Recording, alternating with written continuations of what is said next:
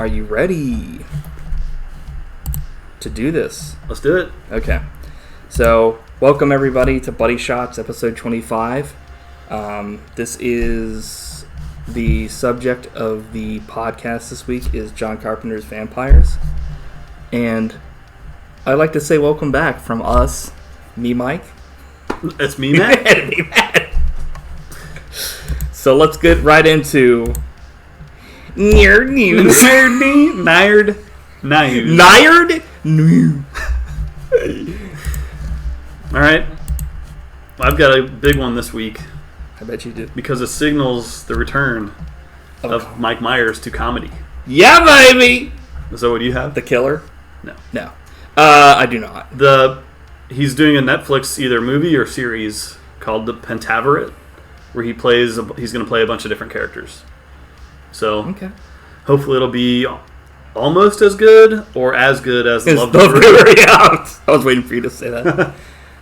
Yeah, that's pretty sweet. That's pretty awesome news. Yeah. Hopefully these aren't like rejects like the Love Guru was for Austin Powers. What could go wrong? I know, right?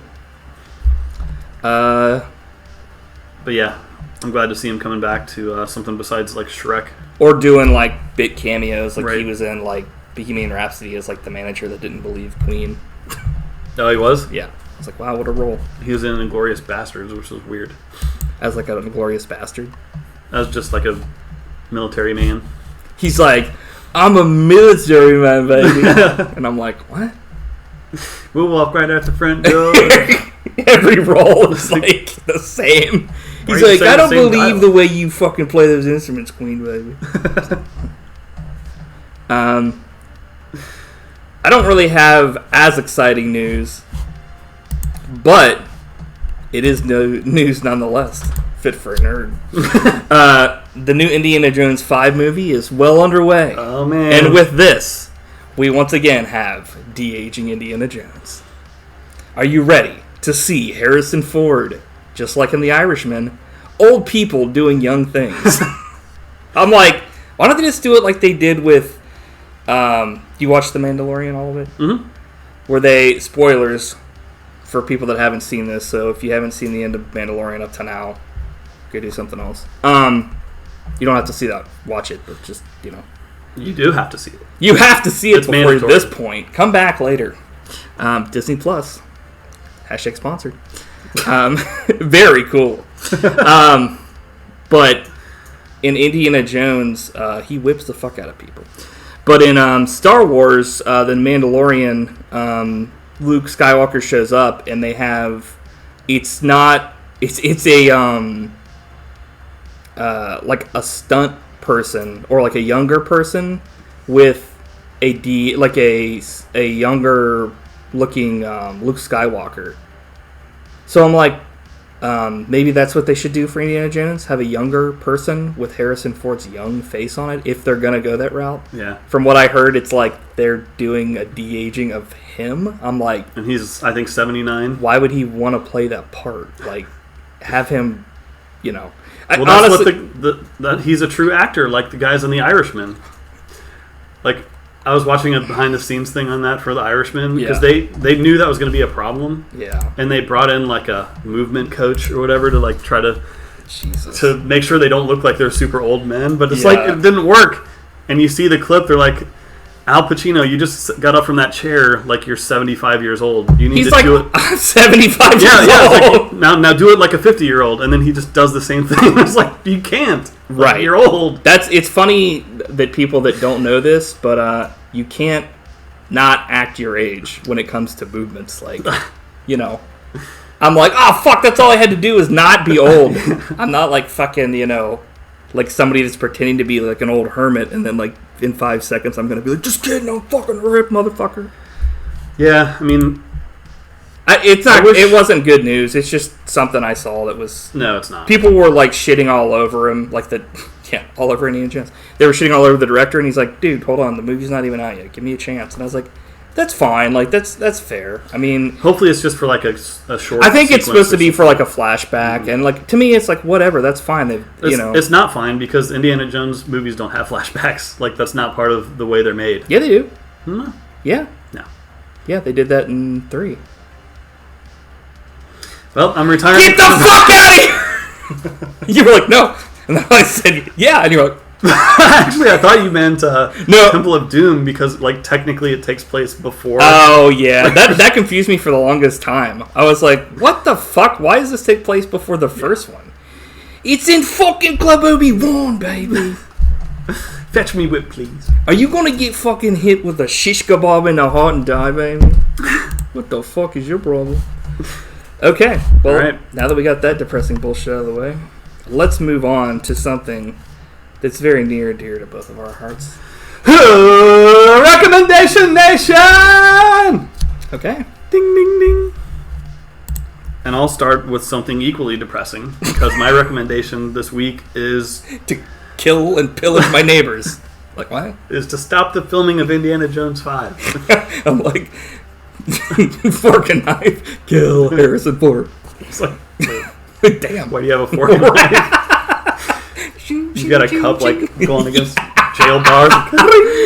You're just like, eating a bunch of eggs, like Cool Hand Luke style. I'm like, what? Like, that'll teach them. Fuck you, I'm going to get diarrhea. My recommendation, Nation, is George Romero's The Amusement Park. Yes. We talked about this I think like a month or 2 ago, right? Yeah. On the his lost film that finally resurfaced. Ooh. Sexual. It was a weird movie. And it's nowhere near my favorite of his movies. But it's worth seeing just because it's pretty unlike any other movie I've ever seen. And it's only like 50 minutes long, so you can knock it out pretty quick. But it is very depressing because it's basically about... The point of the movie is to talk about how, like, getting old in America is horrible. Yeah. And it's pretty much just a guy, an old man, going through an amusement park and being, like, treated terribly as, like, a metaphor for how the nation treats old people. Yeah. And it makes you, like, it forces you to think about, like, your own life and how you're going to become old soon. And how you're going to be treated like shit if you go to that amusement park. Yeah. I'm going to this amusement park. It's like, dude, you're too old to get on that roller coaster. I'm going to go on there with a ball and gag in my mouth and be like, fucking kill me. Like, I want to go on the Beast when I'm 80 years old and hell, my bone's broken. I'm like, just die. Just roll into the station in a coffin like Dragon Quest. When you die, your body turns into a coffin. It's like, what? Yeah, good movie, and George Romero's awesome. He is. I'm like, fuck Martin. You're like, I think you're thinking of Bruiser. I'm like, oh, yeah. I'm like, fuck dawn, day and night. The only acceptable answer is diarrhea. So, I recommend the newest Ratchet & Clank game for only the PlayStation 5. It's the first PlayStation 5 game that you will play. No, it's... How dare you recommend that because I can't play it. I'm sorry. But this is a recommendation to the nation. Buddy Shotz Nation. Ah. Go get a PlayStation 5, and then you can be part of this nation. Go get a PlayStation. You can be part of the Buddy Shotz Nation. No, seriously, I think this is the first game that I would say takes advantage of the PlayStation 5. Like, they have... Did you tell a big difference? Yeah, I mean, it's... So, like, if a game came out for the system and it was made by possibly other companies, you probably wouldn't be able to. But, like, it's made by, like, a company that has worked hand in hand with Sony for years, like Insomniac. They make, like, the other Ratchet & Clanks. They make, like, the latest Spider-Man game they made that won all those awards. Like, and they essentially they're like one of the old school companies where they will come out with DLC to pay for, but most of the stuff that they come out with the game is going to be, like, free. Like, just free stuff they add in, like costumes, like extra stuff, like stuff that you used to just get as part of the old games and stuff before. I know some people that watch this maybe weren't alive when this was a thing, but back in the day you didn't have to pay for additional shit. It was on the game. So... Wait, you're telling me that back in the day, what you purchased, you would actually get the full product? For what you paid? Yeah, but I will have to say there was no such thing as DLC, downloadable Clanks with Ratchet. But yeah, it's a great game. I like all the Ratchet and Clank games. Downloadable cha-ching. Yeah. Give me that downloadable cash. Yeah. Actually, that'd be a good thing for me. Give me the downloadable cash. right in my bank account. Yeah, I mean, it's standard Ratchet and Clank stuff. This time it's like... personal? Oh, it could be. Actually, I don't know. Is it personal? I mean, I guess they're trying to stop like a bad guy, so it's like, you know, he doesn't like come to their house and like kill his family or anything, but he doesn't really have a family except for like Clank. So, no, this time it's like you go through go to Olive Garden. Different. It's personal. It's family. They go through different dimensions, so it's one of those things where like a thing is created, the bad guy steals it, and it like fucks up, you know, everything, and then now there's all these like different dimensions you have to go to like stop the bad guys and stuff. So it's standard fare, but like they end up making the writing like pretty good. I mean, as usual, it's not like there'll be funny stuff in it, but it's not like, you know, get to skid over with bullshit, you know, where it's like, oh my god. But yeah, cool. Well, I can't wait to check it out. I really want to experience the next gen. Yeah, I know you've been wanting to get a PlayStation 5 because you also want to play the Resident Evil. Yeah, like I've almost just broke down and got it for PS4 just because I want to play it so bad, but I gotta be strong. It just sucks because it's like, I mean, I just feel bad also for Sony because it's one of those things too where you know that like they obviously want more systems out there, but it's like there's that whole chip shortage and stuff, so it's kind of a pain in the ass because, I mean, who the fuck would not want more money, or, you know, more money? Yeah. And get more systems out there, because they don't make money on the systems, they make money on the games, and if, you know, you buy that, you're going to buy, right off the bat, you know, you'd buy Resident Evil, I'm pretty sure. I don't know what else you would buy, but... I don't either. So... But it's nice to have, because I haven't had any... I also like the way it runs a lot more, the PlayStation 5, like, it's more like a PC where you can do, finally, where you can do things multiple at a time, you can have a game running and do other stuff without having to, you know, without it being like the system, you know, shits the fucking bed. So, cool. So, before we get started on this topic, this endeavor, this subject of the week, I have a question for you, Matt. What is your favorite James Woods role? Probably John Carpenter's Vampires. As what's his character? He's such Jack, he's you love him so much. Jack Crow. You love him so much you don't know his name. I never know character names. I can never remember. I would have to say that mine is when he plays Hades in Hercules. I've never actually seen that. It's probably like one of my favorites. It's funny because like everybody's like, oh, Little Mermaid, Beauty and the Beast, like these, you know, they're classics. That's what kind of saved Disney from fucking going out of business. But like, my favorites are the ones that kind of came after that, like Mulan and Hercules, and like the ones that are more about heroes and stuff, and less about like, I don't know, love. I mean, they do kind of shoehorn that in there, but it's a Disney thing. They can't have it without a musical or whatever. Tarzan too. Phil Collins was like going apeshit on that soundtrack. Literally. Yeah, he was like, the apes were playing the song. Shit. But seriously, this probably would be my pick. But I also really like, just because like he's not usually the leading man. He's usually like a side character. Who is that leading man? Who is that man? He's destined for Oscar gold.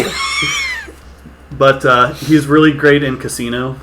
He's like the Sharon Stone sleazy boyfriend. Yeah. That's probably like one of the best things he's done. And also, like, I really like him in Any Given Sunday because he plays like the sleazy doctor, like team doctor who like doesn't care about the rules or like player safety and stuff. Yeah. I mean, say what you will about like James Woods, what he like thinks or whatever these days. He's kind of gone off the deep end, but he's got a very distinctive voice. He's like Dennis Leary. When you hear it, you're like, okay. And a way of speaking, too. You know, it's like, okay, that's James Woods. Did you enjoy his performance as Jack Crow?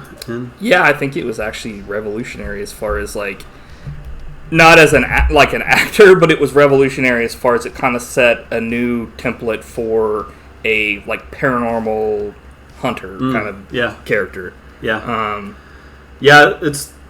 It's a really, I mean, it's... And of course, that's all John, you know, for the most part, that's John Carpenter coming up with, like... Well, James Woods I'm also... sure James Woods brought a lot to this, just because he's a unique personality. True. I have to say, like, a lot of this... Well, it's that, and it's like, I mean, you know, come back to, like, I feel like definitely actors... Like, you can't think of, like, anybody else playing, like, Captain Jack Sparrow, but, like, Johnny Depp and, like, other stuff like that. But at the same time, like, like, if John Carpenter hadn't written, like, a good movie or, like, a good script, it would have just been, like, a bunch of talented actors, like in Ghostbusters 2016, just ad-libbing, and it would have been not good. Like, all those actors are great, but I've seen them in great shit that wasn't Ghostbusters. Like, holy shit, you know, Spy is a funny movie, like, you know, a bunch of stuff, but it's like, that's what happens when you have a script as opposed to, like, let's just go film a movie centered around Ghostbusters. And would it blow your mind to know that Gene Siskel thought he was so good in this that he thought he should be nominated for an Oscar? What? Yeah. Wait, Siskel. Oh, that makes sense. We'll get to Ebert later. Siskel makes sense because Siskel, I feel like I'm more on point with Siskel with most things because he disagrees with Ebert, and I feel like as much as, like, as a legend as, like, Siskel and Ebert are, I mean, it's kind of hard to say Siskel without Ebert, Ebert without Siskel. Like, I feel like he is so off point with a lot of views, like, for me, and I think of a lot of other people have said that too, where they're like, what the fuck was he thinking when he's like he'll watch a movie and be like terrified at something, and it's like, what? But having said that, yeah, that I mean, I do feel if this wasn't a horror movie, he probably would have been up for something. Horror movies generally don't get, like, and especially John Carpenter movies, sadly, even though they're masterpieces, don't get anything. No. It's like, because he's like almost always revolutionary in his, like, takes. It's like Big Trouble in Little China movie had horrible fucking, like, you know, stuff, and it got, you know, he did manage to get one of his actors' performances, like Razzie. Oscar Gold. Jeff Bridges in Starman, but that's more of a drama than any of his other movies. So that's kind of like earlier in his career, and I mean, even though, like you were saying, it is more of a drama too. It's like, I mean, besides the fact that, like, it's an alien that comes back looking like the lady's dead husband, but it from that point, once you forget that, it's like legit a fucking love story kind of. So it's like, but let me just say real quick, if anybody doesn't know, we're talking about, well, we already talked, we said it's John Carpenter's Vampires. But it was actually adapted from a novel, which I didn't know this. Vampires by John Stakely? Yeah. It's weird. But I guess I'll just go through the synopsis real quick here, and then I'll let you go ahead and say what you're going to say. You're like, well, Woods stars as Jack Crow, as you said before, the leader of a team of vampire hunters. After his parents were bitten by vampires, Crow was raised by the Catholic Church to become their master slayer. I don't know why that's in quotations, because that's not up for debate. It is. He's like, you're going to be the master slayer, mini-me. I didn't realize they were called master slayers because the vampires are also called masters. Masters, yeah. Huh. Yeah, I didn't know that until you just brought that up. I was like, oh, that makes sense. I thought it just meant he was like a master at slaying, but that makes more sense, I guess. The plot is centered on Crow's efforts to prevent a centuries-old cross from falling into the hands of John Volek, a reference to Valak, played by Thomas Ian Griffith, who is Terry Silver. Yes. One of the greatest villains of all time from Karate Kid 3. Yeah. The first and most powerful of all vampires. The film also stars Daniel Baldwin as Tony Montoya, Crow's friend and fellow hunter. Cheryl Lee as Katrina, a prostitute, has a psychic link to the Valak after being bitten. Tim Guiney as Father Adam Gatua, and Maximilian Schell as Cardinal Alba. There's also a bunch of other people. Like, there's a very young guy from Sons of Anarchy that's in this, and he gets like slayed, super early in the movie. Spoiler Almost alert. Everyone gets slayed. Yeah. So okay. So, so I didn't know this, but this was brought to my attention by by Julie, but this movie has 2 sequels. Did you know that? Yes. I did not know that. I haven't seen them, but I know the second one stars John Bon Jovi. That's all I know. So Vampires Los Muertos, which came out in 2002, is the first sequel to this, which is like the second movie. It's directed and written by Tommy Lee Wallace and stars John Bon Jovi as a vampire hunter, and it's a sequel to this movie. It was produced by John Carpenter. Which means that he gets a fat paycheck. Exactly. Which is fine. Although the film introduces new characters, the only reference to the previous film is the mention of Father Adam Gatto from the original film. Okay. One of the great characters from this movie. Yes. Wait, who was that? He was like the young priest that gets, like, they bring him along for the ride. Oh, I actually liked him. Yeah, he's fine. So, let's see. Okay, and I guess they also, it's like the legendary Dazir's Cross, which, was in this movie. And then is when it turns to shit. Well, it might have turned to shit in the second one. I don't know. I haven't seen it. Vampires: The Turning is a 2005 martial arts vampire film directed by Marty Weiss and starring Colin Egglesfield and Stephen Chow and Patrick Bacho. The film is the third and final installment of the Vampires film series. Although John Carpenter, who directed the first film and produced the second film, had no involvement with this film, which is unrelated to the previous 2 films. Nice. So, yeah.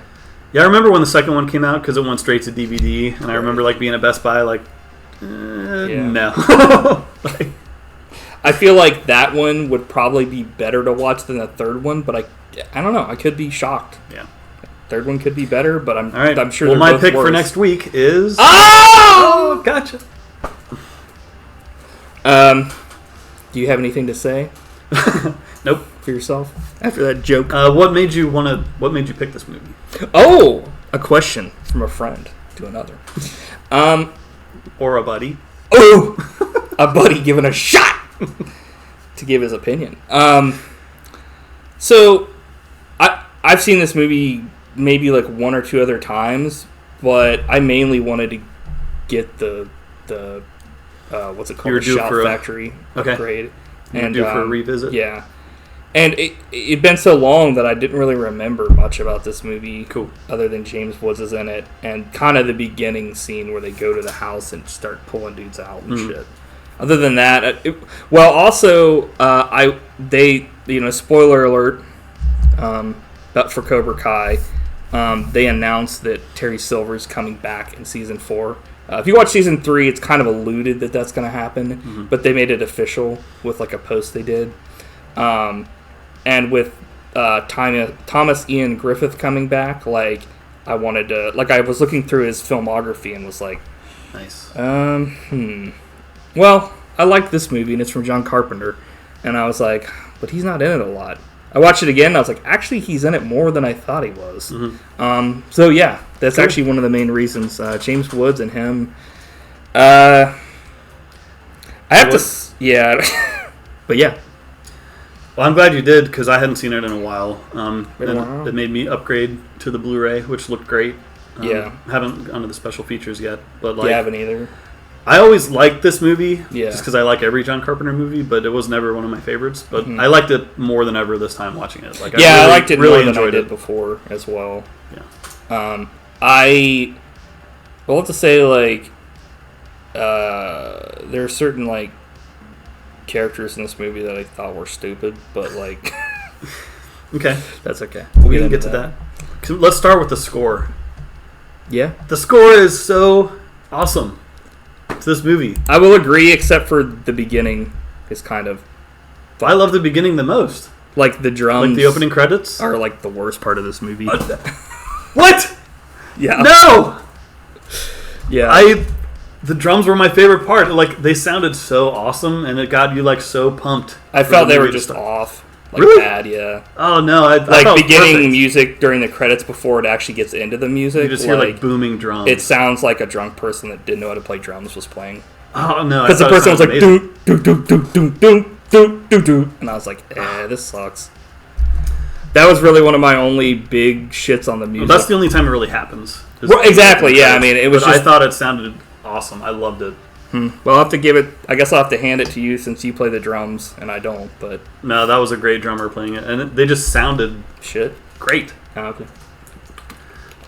There's been a few movies where like the soundtrack or the score is just drums, like Three Kings. Did you ever see that?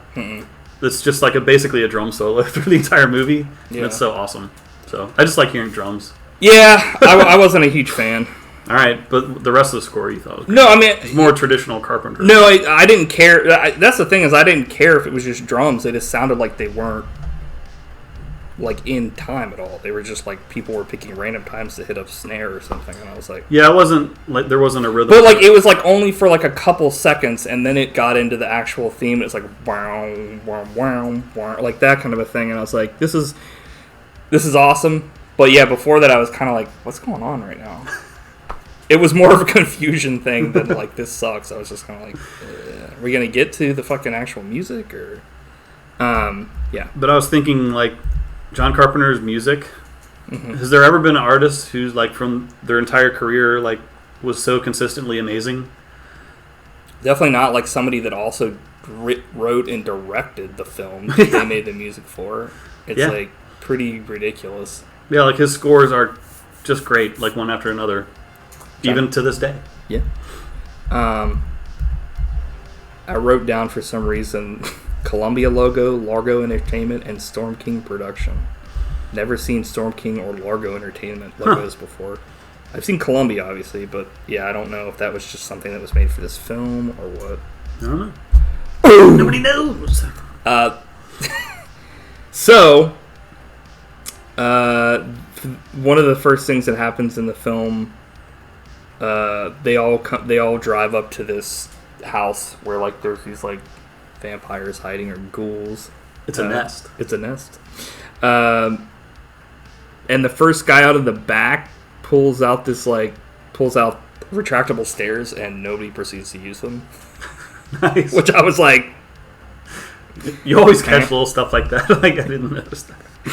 I was like, okay. Everybody just like pushes them out of the way, like fuck you. So what do you think of like the team of vampire hunters that's assembled in this movie? I thought like they were pretty much all like Suicide Squad. They like were just expendable. Like they had good looks, and like I think if like the whole point of them was not to be instantly killed, that they could have like had more time to develop. But like the only one that was left alive was like the worst one. Fucking Montoya. Baldwin. Yeah, this guy's a fucking idiot. I think they all suffer from like Captain Kick-Ass syndrome, where like everyone is trying to be the coolest dude ever, and the only one that was cool was like James Woods because he wasn't like like there was also like multiple times where they were getting scared, and like James Woods was like, dude, suck it up and shit like that, and I was like, what'd you think of his like phaser rifle gun or whatever? Like they made it look futuristic for some reason. Are you talking about like the it's like silver? Yeah. Is that the thing he shot people with and it would pull them out? Yeah, the crossbow, which like a normal crossbow is not extreme. Right, I was Jack like Crow. Yeah, those the gadgets, tools, and weapons like all served practical purposes, which was cool, but some of the looks were a little like, why does it look like this? Like also I thought it was funny that like the old priest that they've been going around with, every time a vampire was killed, he was like, ugh. And I was like, how long have you been doing this? And you like are flipping your shit still? Like, he's just like, oh, okay, dude, fuck off. Like, I think the opening scene and like the massacre that happens afterwards are probably like my favorite part of this movie. Yeah, I agree. It starts out super strong. Yeah, like I like how they use like guns and lances and like other weapons to like. Essentially, it's like their version of like stunning them and stun guns because nothing will kill them but like either a stake to the heart or like sunlight. So they have to kind of like, you know, essentially hold them at bay for like however long it takes to like either winch them out into the sunlight or like have someone like get up in there and like stake the thing through the heart. Which, to their credit, they generally haven't. They generally don't do that. Like you don't see them stake them through the heart a lot because it's stupid. It doesn't make that much sense because you'd have to get like super close to them, for them to bite you. So essentially, what they seem to do a lot is they'll like hold them in the corner with these like fucking spears, and then they'll like shoot them with the thing, and they'll like pull them out the house. Yeah, into the sunlight where they explode. Yeah, they like blow the fuck up instantly, which is really cool. It's awesome. Yeah, I love like a good like gearing up montage, right. And that's like you get all the characters like gearing up, and then it's like intercut with James Woods like zooming into his face. And like, dude, this is so awesome. Yeah, because he knows what they're about to. He's singularly focused on one goal at all times as a character, and totally, all these other people are there obviously getting paid, so he's getting paid too, I'm sure, but he doesn't. That is a means to an end to do what he needs to do, and that's like kill every single fucking vampire that he can, so that he can finally kill like the head vampire, and people won't have to be killed like his parents were and stuff. Right. So 9 ghouls or goons, but where's the master? That's a really cool thing, because I think this is the first time I've ever seen, and I think that like if you go on IMDb, if you go on like different Wikipedias for like vampires, this is a thing. But this is the first time I think I've seen this in a movie where like vampires bury themselves in the ground instead of getting into like coffins, because that's like all the vampires are in this house, and they kill all of them, but they can't find like the master, and they leave, and as they're leaving, like he's taking a dirt nap. That's when Terry Silver comes out of the ground, and you're like, oh, he was like essentially leaving them as bait. Yeah. But, these lads are gonna stake ladies of the night, and I don't mean vampires. Okay. The like burning effects are one of the coolest things about this movie, and it's all real. Like you can tell it's actual like. But I can't believe no one got killed because they ignite like tinder. Yeah, it's like an instant. Yeah, thing. It's crazy. Right. But it's like now that would all be done with CGI, and it would look super fake. Yeah, possibly. Probably. Maybe. Definitely. Definitely. Indubitably. So, Terry Silver shows up. Yep. And he, like, bites this prostitute on the leg. And during their post slaying party. Yeah. That, like, has the priest drinking, and, like, one of the... and the sheriff is the one that provided all the alcohol. Yeah, that's been, like... He's essentially, like... Like, this is... Okay, so this is a world where, like, the Catholic Church is, like, absolute. It seems like, as far as, like, they've got a secret society that, like, goes around and kills vampires and stuff, because later on you find out that there's, like, a team over in, like, Europe that's doing it as well, and I'm assuming they're, like, everywhere and stuff. Yeah. But, like, they let... like, the public doesn't know. Like, this is still a secret to that effect, but, like, certain people are privy to it. Like, the sheriff knows, because he's, like, letting them have this party. Paying them off, basically, to... Right, to, like... hang out in their town and let them vampires. Do whatever. Yeah, look the other way when they essentially kill people, which, are vampires, but to an average person, you'd be like, But yeah, it's pretty interesting dynamic, but like everybody here gets fucking destroyed. Yeah. Because Terry Silver shows up and he like puts his hand through somebody and like fucking just goes like that, and the guy like fucking falls apart. It's like, Up until then, that party looked pretty fun though. James Woods was like, fuck this, I want to like go find a vampire. Yeah. But I don't blame him. Like, I ain't got time to party. Yeah. But I remember... that was pretty out of control. When this movie came out, our friend Tommy saw it. Mm-hmm. And, like, I remember him describing this scene, and basically, like, where the guy gets halved or whatever. Oh, He's like, it's so awesome, because he was, like, a big gore hound, He was a big vampire person. Yeah. Like, he thought they were, like, the greatest shit ever. Yeah. But I didn't see the movie until later. It came out on DVD. Nice. The end. My next note has 2 men walk along the highway and abuse a bitten woman. Dude, okay. So I mentioned like Captain Kick-Ass syndrome. that shot, like they're walking in slow motion, and you can tell they're just trying to be as cool as like possible. Yeah. And James Woods like pushes Sheryl Lee for no reason, like almost pushes her down. But the funniest part is after that, Daniel Baldwin just picks up a rock and throws it for no reason. It's like, that's not cool. Yeah, But they're pretty mean to Sheryl Lee through this entire movie, which, I mean, they're just like shady characters, basically. It's understandable. Yeah. Honestly, like, they are using like a vampire to find a master. Right. Because at this point, there is no like cure for vampirism except for to like kill the person. So like, they're essentially gonna use her to like, and for like, it makes sense, especially for like Jack Crow. Like, he has no love lost for vampires. So like, once you're bitten, yeah, he's she's like, not a person fuck to you. him anymore. Yeah. And like, you can tell like throughout this movie, he never wavers. He's like always like a no nonsense like person. But like, maybe someone else does. Someone that's been doing this for, I assume, a while, but then like fucking 180s. We'll see.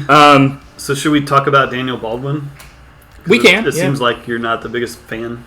I'm sure he's a great guy, and I'm sure he's a fine actor, but like in this movie, he's like the stupidest person ever.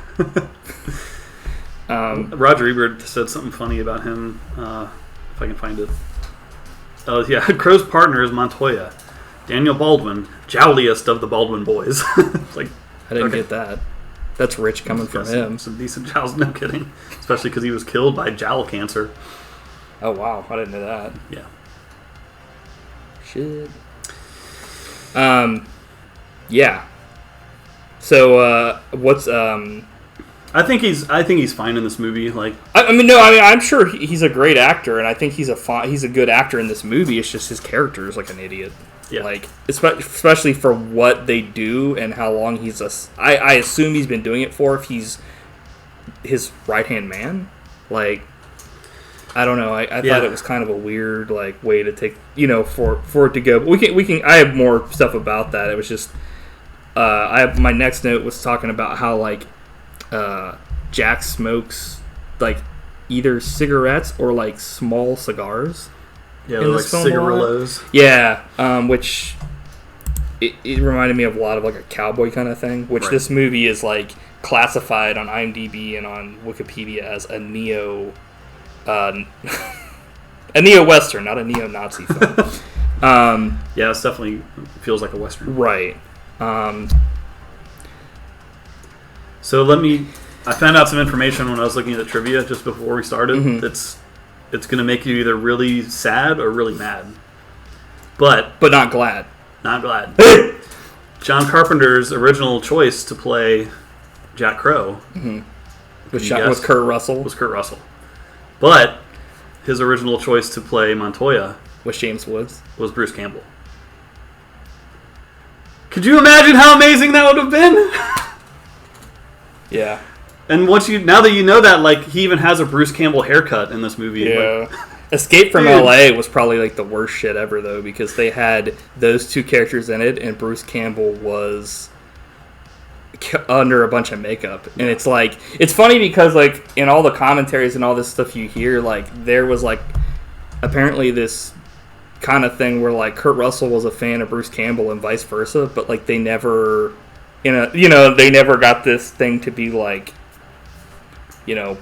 like this. Yeah. Like, which that does suck. The thing is though, like James Woods is so good as the character. Yes. I would love to have seen an alternate version where Kurt Russell was him and like Bruce Campbell was in it.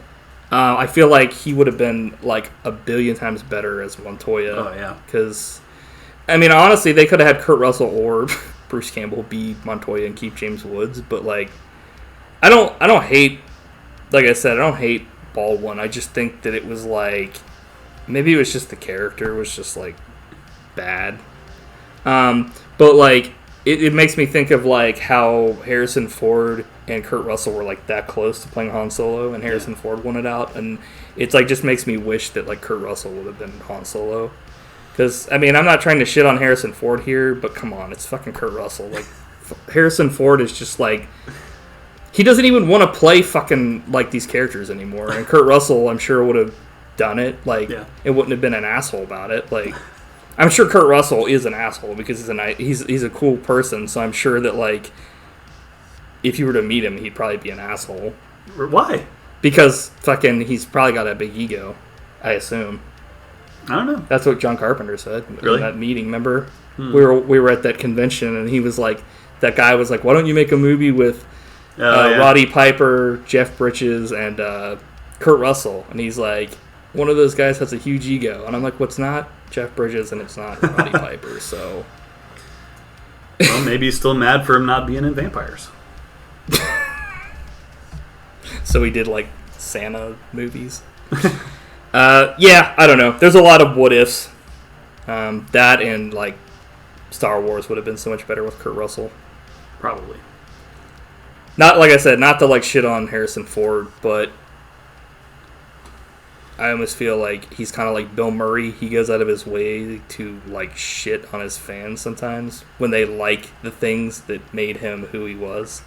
Yeah, like I guess that doesn't bother me as much. Like I'm Indiana Jones and I'm like fucking Han Solo, but fuck you. I'm like, okay.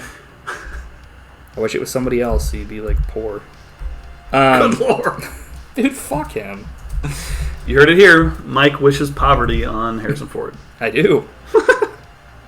I just think that he's like thinks he's the greatest shit ever. So enough of shitting on Harrison Ford, even though I said I didn't hate him, and then I proceeded to shit on him for like 2 minutes straight. Let's get back to Jack burying the team. He buries the team by beheading them, and then stakes them all so they can't be turned, and then he burns the building. Yeah. I was like, he burns a huge motel. I thought that he was gonna bury the bodies like literally, but instead he like cuts the heads off, stakes the bodies, burns the building, and then throws the sack of heads in a fucking. It's like, well, it's like in the open because like literally they find it in the next scene. Yeah, like these cops are like, we found a fucking bag of heads, mini me, and I was like, well, dude, he only had one night. Like, one man can only dig. Well, I don't know. Much. Well, that's why that I was kind of like, is 20 he days gonna to dig a fucking bunch of graves? That's so stupid. Why would he do that? And then he was like, I'm gonna stake them all and cut off the heads. And I'm like, wouldn't staking them be good enough? Why would you need to take the heads? Can't be too careful. Bullshit. Terry Silver rides the train. He gets on top of this train. He's like, yeah, and it's like, eh. I'm like, what? It makes a semi noise for some reason. Like all of what? 1311 was taken in 1340. Valix is an ex-priest, first known case of vampirism. So he was like possessed, and then they did this like forbidden ritual to try to like get rid of his possession, you know, because he's a priest and stuff, and they wanted him back in the flock and all that.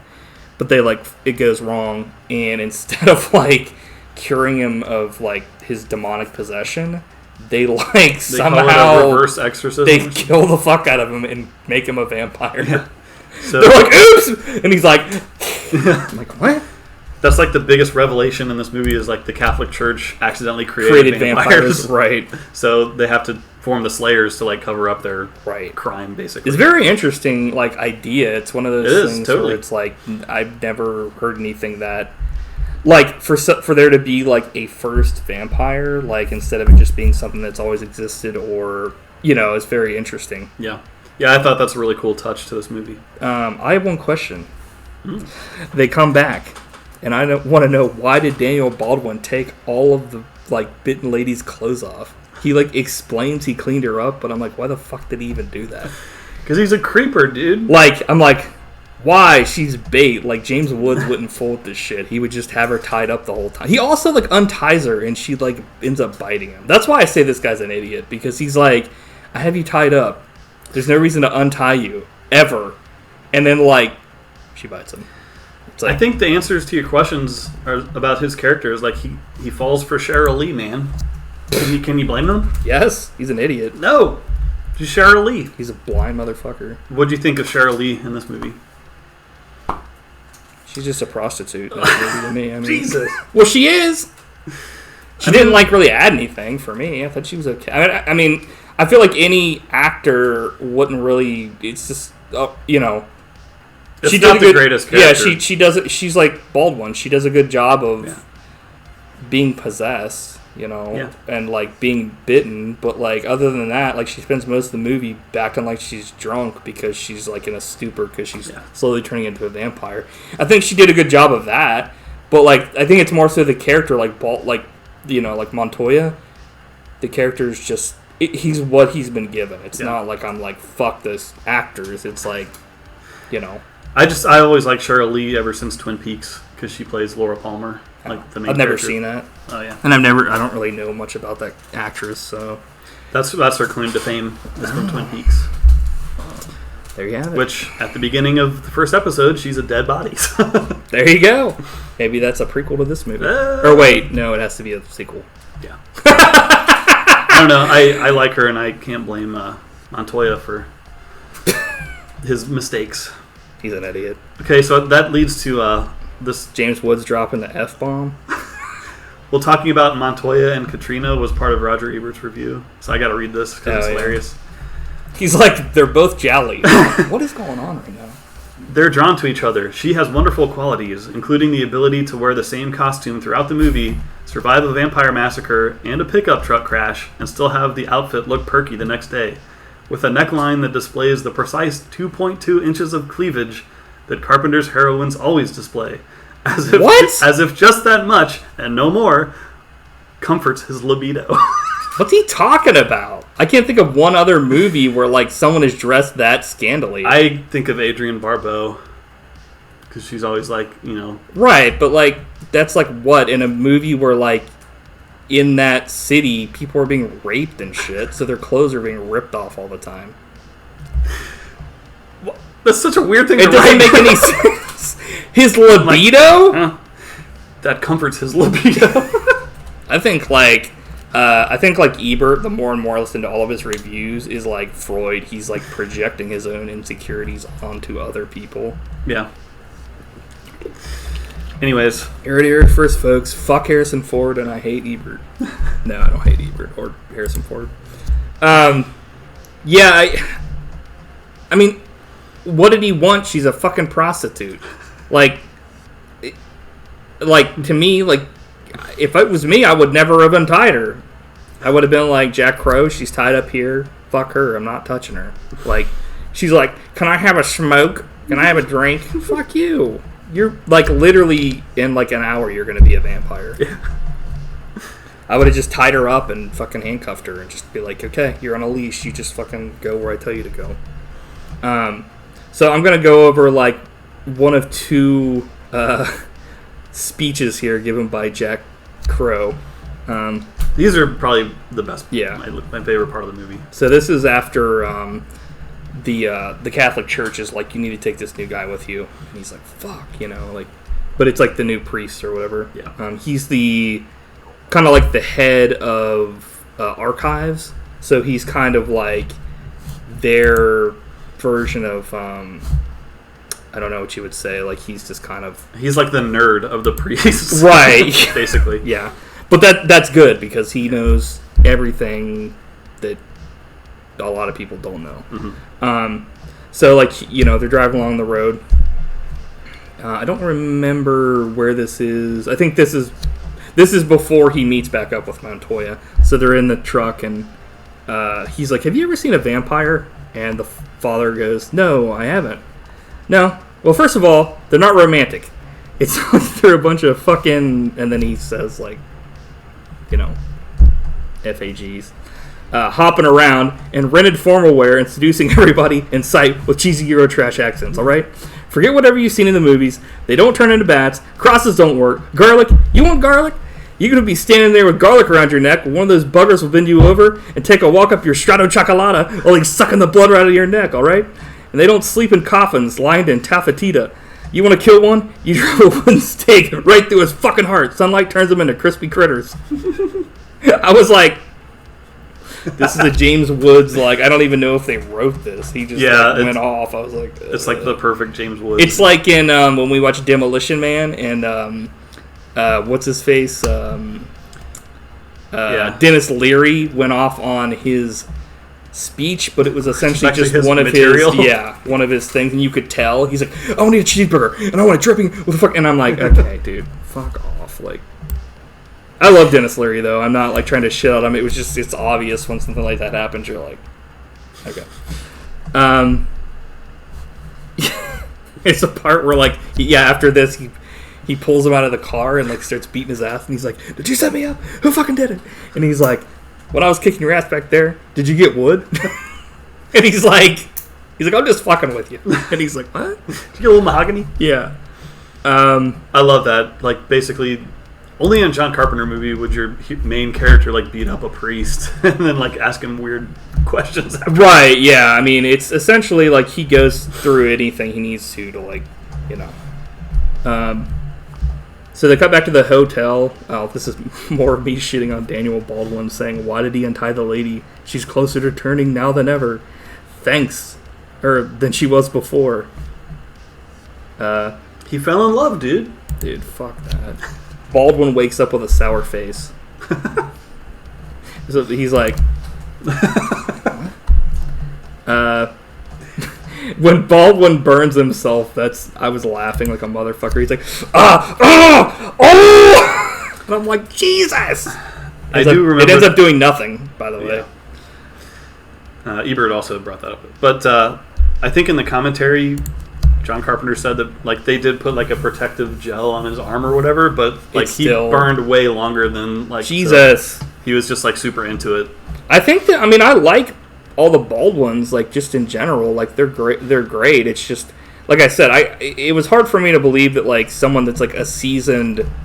like, vampire hunter could have ever been swayed, like, you know what I mean? Because to me, it's like, yeah... He probably has been in this situation before where there's been a, like, attractive person that got bit. So I'm like, you know, I guess, I mean, I could see, I guess. The Slayers clearly, like, celebrate with prostitutes after every hunt. Right. Like, why, he just randomly, not only that, but it's not like it was the one that he was with. That was, like, the one that was going after James Woods. Yeah. He, like... only saw her after the fact, and then he's like, now I love you. It's like, okay. I mean, I guess you could say, like, maybe, like... Well, that's the thing. James Woods says that, like, they don't have the power to, like, sway you, like, as far as romantically in that speech. So it's like, you know, I guess he just fell in love with her, and I guess that could happen. It's just kind of... You know, make world. It's kind of weird because she doesn't. It's not like she's like really coming on to him. She's just like, you know. Yeah. It was just kind of a stupid thing for him to do. So here we go. Valak paid the ultimate price. He did, or did he? Valak was deemed possessed, and therefore they performed. Okay, yeah. Let's talk about the exorcism. Something went wrong, and he turned into a vampire. Dude, the monks got slaughtered, and then the next day there's like a blood fountain. Yeah. I was like, that was a little bit over the top. I don't think that's how that works. Because it was like literally the guy, like, his whole blood would have had to have been. Well, like, I guess if you drained every single one's body, like, of every ounce of blood, you might be able to. It was literally like, because it wasn't like it was just diluted water. It was like straight up fucking fake ass blood filtering through a fucking. So, what do you think of Thomas Ian Griffith in this movie? Perfect, wonderful. Yeah, I can't say anything bad about him. I can't either, but like Terry Silver, like. I mean, nothing's gonna top Terry. No, Silver, yeah, I mean, like he was great in this traditional movie, but like, yeah, he's not better than Terry Silver. I wish he was in more things. Yeah, I mean, he was in a lot of stuff, and I think they tried to actually push him as like a huge action star at one point, but it just didn't take off because like a lot of the movies he was in that I saw on his IMDb were all like, you know, Steven Seagal bullshit movies where it's like Broken Promise, fucking, you know, Steel Ridges. Steel Ridges. I don't know. I do have to say, something about this movie that I hate saying, but there are parts in this movie. The drums. Still can't believe that. But it feels very Sci-Fi Channel, like low budget. In this movie. And I think the budget got slashed. Like, which you can kind of tell it's not the highest quality. Unfortunately, it's like that's, and I feel like a lot of that is because it takes place in the desert, and it's kind of like there's no one else, so there's no real extras in this movie. It's like, this scene has the people we need to talk to. This scene has the people we need to talk to. It's very small scale. Yeah, and it reminds me of like Tremors, where it's like out in the middle of nowhere. There's really nobody except for the people that you have to interact with. It's just very, like I said, Sci-Fi Channel, where there's like not many people on the sets.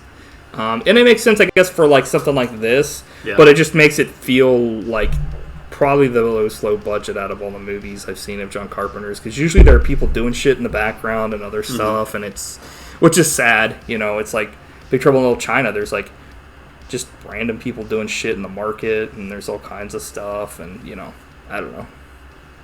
But yeah, that's really the only down parts about this movie. Yeah, it was just kind of like there are parts in it like where you watch it and you're like, this could have been made on Sci-Fi Channel, and I would have not been any the wiser, honestly. Especially because Baldwin's in it too. It's like, I think probably more towards the end of the movie, like the opening scene, like the hunt scenes and the massacre. I think those are seem really high quality. Yeah, but then after that, it towards the end, like they're on some more faker sets and things like that. Well, that and like when they're walking along the road, when they steal the car, it's totally sci-fi. It's like, okay.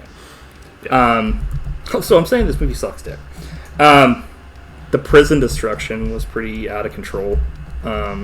Like where they go and get pull the fucking vampires out and have them come up an elevator.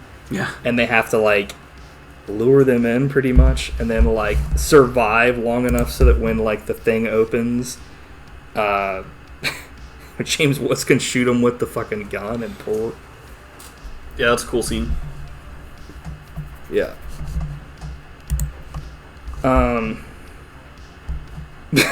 So there's a part where fucking he's being crucified.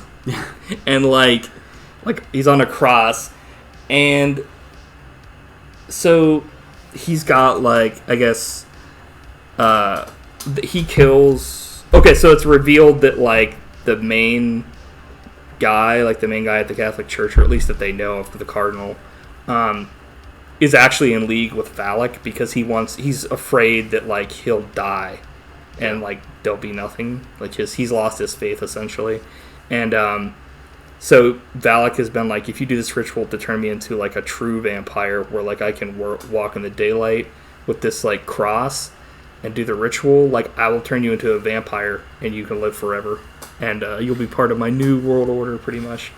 And the priest, the young priest, kills him, and pretty much Terry Silver's get down here and now you do the ritual or I'll fucking kill Jack Crow. Yeah. And they're putting a flame to his balls, and he's come on, Padre, my nuts are on fire here. And I'm so wouldn't he have said, fucking let him kill me? Essentially, Jack Crow? Yeah, because to me it's it was very James Woods thing to say, but it was very out of character because to me it's I would think he would rather die than fucking let them turn Valak into a true vampire. I guess I didn't think that. I was kind of what? Maybe they didn't. It was a cool gel on his crotch. It was cool. It was a cool line. Maybe he was saying that in real life with James Woods. He was actually come on, fucking Carpenter, my nuts are on fire. And then that's when Baldwin rolls in with extra gel and pulls him off the cross. Yeah, that was cool. Yeah, even though it probably would have killed him because the way you see it, it's and he's oh yeah. I was he's dead. He at least had a broken back or something. There's this huge fight between Valak and James Woods where he's got him on the cross, and then for some reason he just puts it down and lets him go, and I'm but then he does finally die and blows up, and James Woods says "sheet." The way he says shit is weird. He's sheet. And then at the end of the movie, Baldwin has turned. And they give him like 2 days. Yeah, that's my final note is I will hunt you. Yeah, he's like, no matter where you go, no matter where you are, I will find you and I will kill you. And then they like hug. And he's like, I love you. You know, they're essentially like, you know, for the last time, because the next time he sees him is like Baldwin will be a fucking vampire. Yeah. And then the Padre got a chubby. So this is my other thing. Jack Crow. Let me ask you a question. When you were stabbing the vampire in there, Father, yeah? Jack, did you eat a little wood? Father, mahogany. Jack Crow, excuse me? Father, ebony. Jack Crow, what? Father, teak. Jack Crow, are you possessed by a demon? By demons? Father, Major Chubby. Jack Crow, language, Padre, language. That was like the last exchange in the movie. Yeah. Which was very fitting for... it's just kind of a shame you don't get to see more of these two characters after the fact. But it's also a good just end it. Yeah. Because it could have been like, let's bring them back. And then it would have been like, okay, this is very sci-fi channel. Like, we have no budget. This sucks. Yeah, I could almost see this movie as like the middle part of a trilogy. Yes. Because it'd be cool to see like just the Slayers doing their thing for like a movie. And then what happens afterwards. Right, yeah. With Montoya. Yeah, I feel like there's a lot of like missed opportunity with like kind of like just having a lot of cool stuff happen with the Slayers and getting to know them. Mm-hmm. That pretty much cuts them out of the movie in the first like 30 minutes, if that. 9 goons. And then, yeah, I would have liked to have seen more stuff with Valak, to see like maybe what he does, but at the same time, he just kind of seems like a vampire that is, you know, sleeping in dirt. Right. Yeah, it's funny because I feel like he has a look that essentially, even though this probably wasn't a huge hit, like it was kind of copied by a shit ton of people afterwards. Like he's got the black all, you know, trench coat almost thing that was like in The Matrix, and then fucking like, what's it called, like Underworld and like all those other movies where it's like Neo, you know, post-apocalyptic look and stuff. Very cool. A little bit like goth. Yes. Yeah. Which is very interesting. It's funny because when he has all these masters with him at the end, there's a part where like they all kind of look like that too, and I'm like, are these guys out of The Matrix? Like some dude has like dreads or whatever, and it's like, but it would have been nice also to hear more dialogue from like the masters and him, because essentially in this movie he's pretty much just like, he's kind of like mute. But there are things he says, but it's a shame because like he can be a very charismatic actor. He just wasn't given the lines, which kind of sucks. That's probably one of my only other critiques. I would have liked to have seen more. That makes me think dialogue. That he could play Dracula, because like Valak is a very different type of character than Dracula. Oh yeah, for sure. So that could be. I mean, Terry Silver is essentially like a Dracula, but. Well, he's like Diamond. Karate Dracula. He's like Terry Silver as Karate Dracula. Dude! Yeah. He's like, banging in the back of my Dracula. It's like, what? I'm like, okay. I'm like, bullshit. So where does this movie fall for you in like the ranking of Carpenter movies? I don't know, honestly. Like, I think, like, to me, it's not, like, an instant classic, but it's a movie that I would watch again. I'm trying to think if there's really another like, a movie I wouldn't watch again by John Carpenter, like, that I wasn't a huge fan of. Like, probably the closest to that is, like, maybe, like, Escape from L.A. Oh, okay. And that's... Don't say it. What were you going to... I thought you were going to say Ghost of Mars. Oh, no, I actually haven't seen that one in a long time, so I want to eventually go back through it and have all of these movies be, like, you know, watch all the John Carpenter films. Yeah. But, like, yeah, it's a good movie. There are things about it, like, you know, we discussed that I wasn't a huge fan of.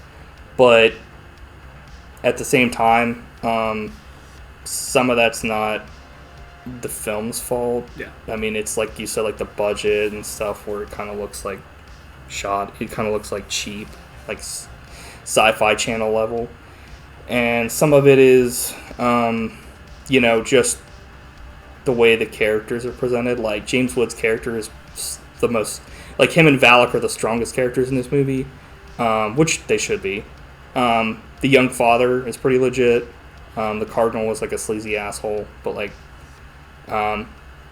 Baldwin and Cheryl Lee, I think you said is her name, are, like... They're just there to play their characters, and they don't really add anything to them. Mm-hmm. Like you were saying, if Bruce Campbell was Montoya, that would have been a completely different character. Yeah.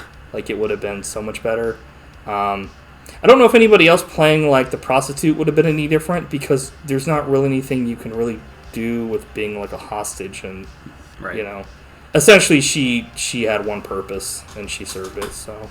Yeah. Also, she kind of, like, disappears at the end of this movie. Like, What's-His-Face takes her with him, he says, but you never see her again. She's just gone. He's like, give me that paycheck, I'm out of here. Yeah, I assume he puts her in the back and he just drives off. In the trunk? Yeah. Something, because you never see her. And it's like... Yeah. If it's this daylight, movie wraps up pretty quick. Well, it's also, like, daylight is happening, so if he's taking her with her, she's got to be somewhere dark. So if he, she's got to be... I don't know, what does he take? Does he take, like... the thing with all the weapons and stuff, or does he take... He takes that little Jeep. Yeah, where the fuck would she be then? In the dark? Maybe Crispy critter. On this inside? I guess that makes sense. I don't know. Yeah, for me, I think it's lower tier Carpenter, but that's not because it's bad. It's just like every movie he makes is great, so, some have to be on the bottom. Yeah, I mean, I wouldn't say this movie's, like, super great or anything, but it's not bad. It's, like I said, it's very Sci-Fi Channel to me because of the budget.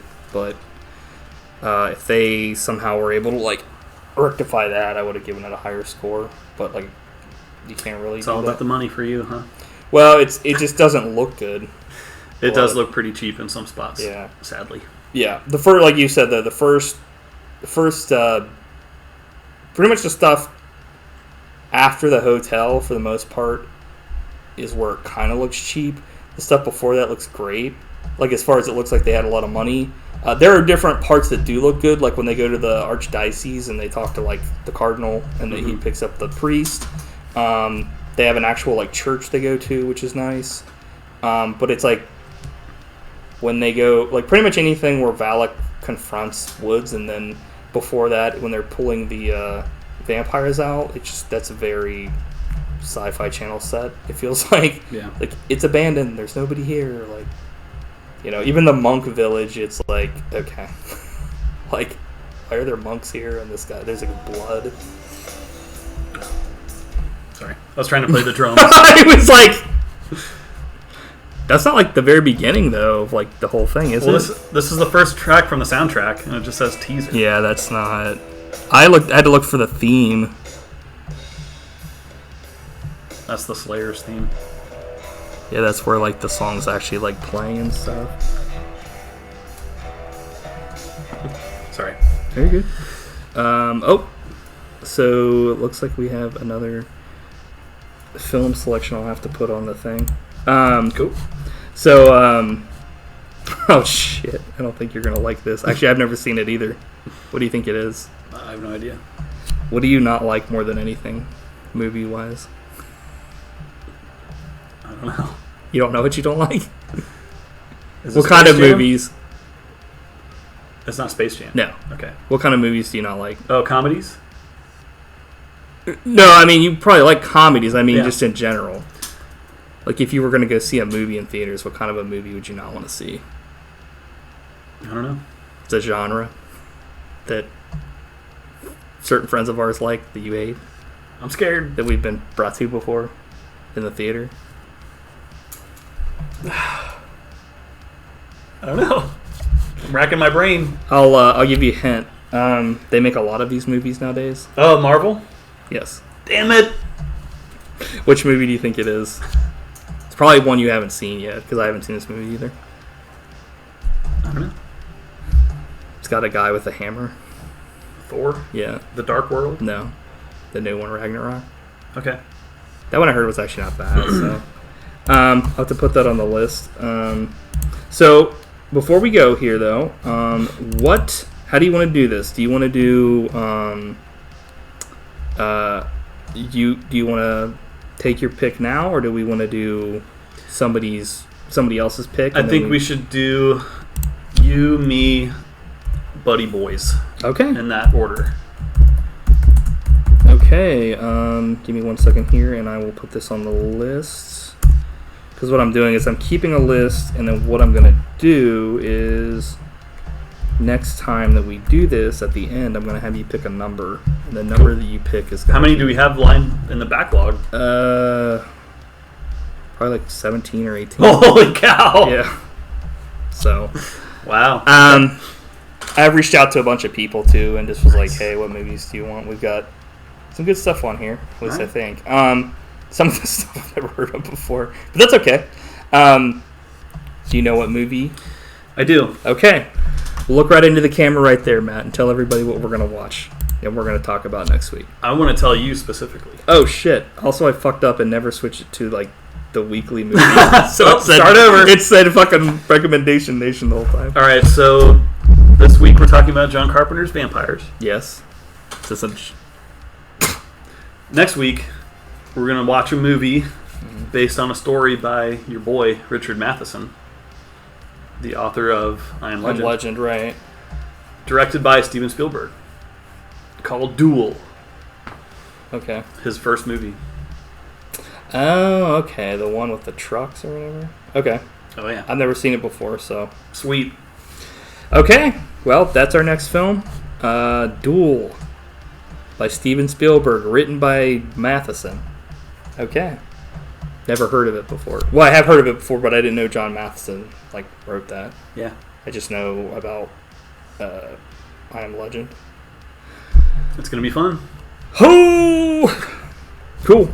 Well, do you have anything else to say for yourself after what you've done? I think I'll wrap up by saying see you next time, and I hope nothing happens. Shit.